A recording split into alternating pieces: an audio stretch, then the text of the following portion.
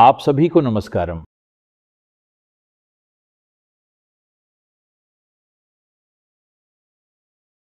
शंकराचार्य महान बुद्धि के धनी, भाषा विज्ञान के शिखर और सबसे बढ़कर एक आध्यात्मिक प्रकाश। वे भारत का गौरव हैं, पर हमें ये विशेष गर्व है कि वे दक्षिण से हैं।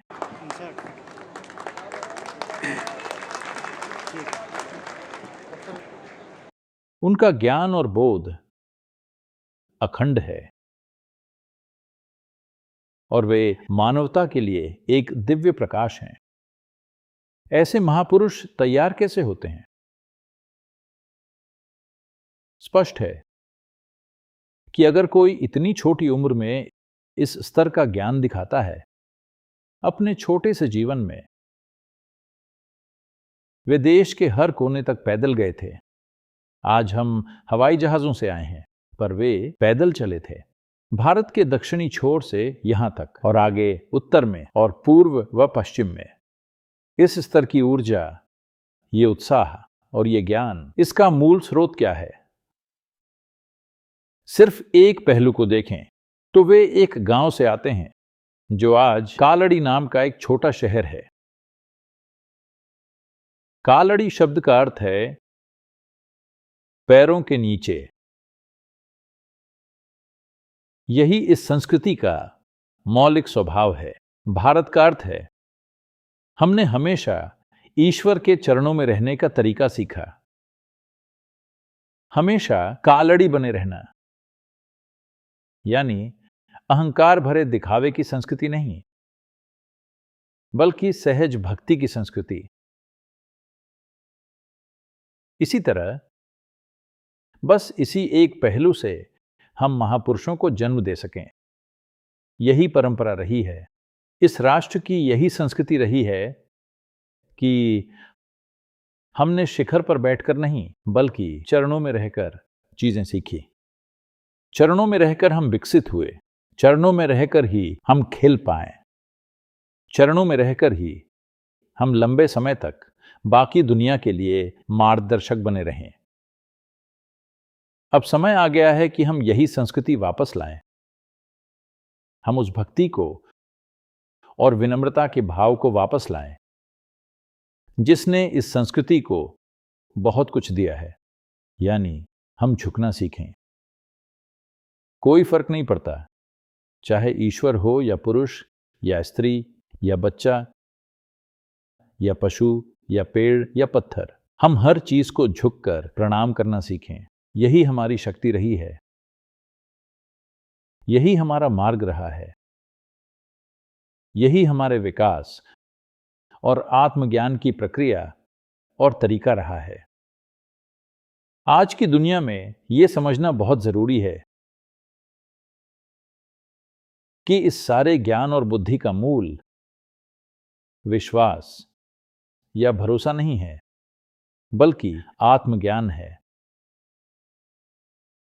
वैसे 1000 साल पहले या शंकराचार्य से काफी पहले भी कई लोग बोले हैं, पर शंकराचार्य की सुंदरता यह है कि जिस तरह उन्होंने अपनी बात कही, उनके शब्दों में बौद्धिक स्पष्टता है और उन्होंने उत्साह के साथ इसे पूरे देश में फैलाया। कई लोगों ने यह शिक्षा दी है। आदि योगी के समय से ही कई योगियों, दिव्यदर्शियों, ऋषियों और संतों ने ये बातें कही हैं, पर शंकराचार्य की पूर्ण बौद्धिक स्पष्टता और उत्साह व ऊर्जा से इसे पूरे देश तक पहुंचाना, यही शंकराचार्य को विशेष बनाता है। वैसे इसके कई अलग अलग पहलू हैं, पर आज इस दुनिया में एक बात है जो महत्वपूर्ण है। वो ये है कि जब तक आध्यात्मिक प्रक्रिया किसी तरह से अब तक की वैज्ञानिक खोजों के साथ साथ नहीं चलती और आध्यात्मिक प्रक्रिया किसी रूप में बुनियादी इंसानी तर्क के साथ तालमेल नहीं बिठाती, तो भविष्य उसे छोड़ देगा। इस दृष्टि से शंकराचार्य का संदेश महत्वपूर्ण है। यही भविष्य है। इस दुनिया की आने वाली पीढ़ियां वो सभी चीजें नकार देंगी जो उन्हें तार्किक नहीं लगेंगी। दुनिया की भावी पीढ़ियां हर उस चीज को छोड़ देंगी जो विज्ञान की दृष्टि से गलत है।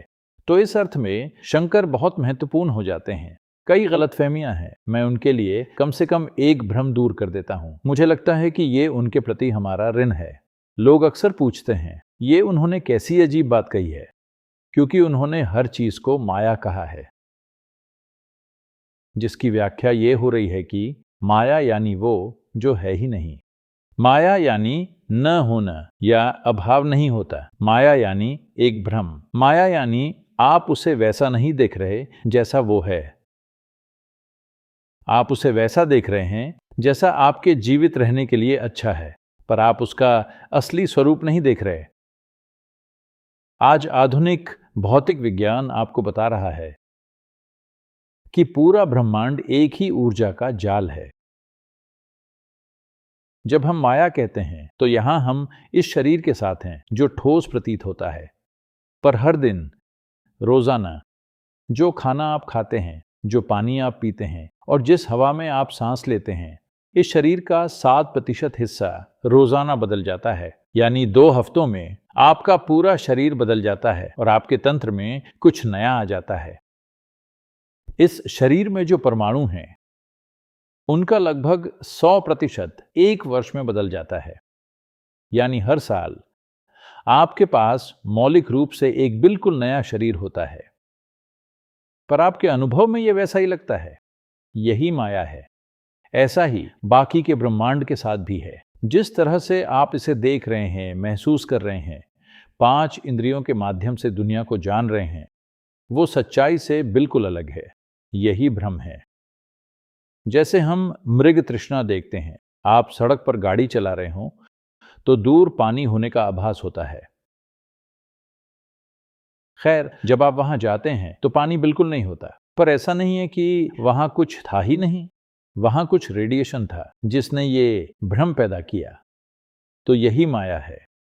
कोई चीज है कुछ और, पर दिखती कुछ और है। इसी को उन्होंने माया कहा। जिसे आप मैं समझते हैं वो असल में सब कुछ है। यही माया है। जिसे आप कोई और समझते हैं वो असल में आप ही हैं। जिसे आप पूर्णता मानते हैं वही शून्यता भी है।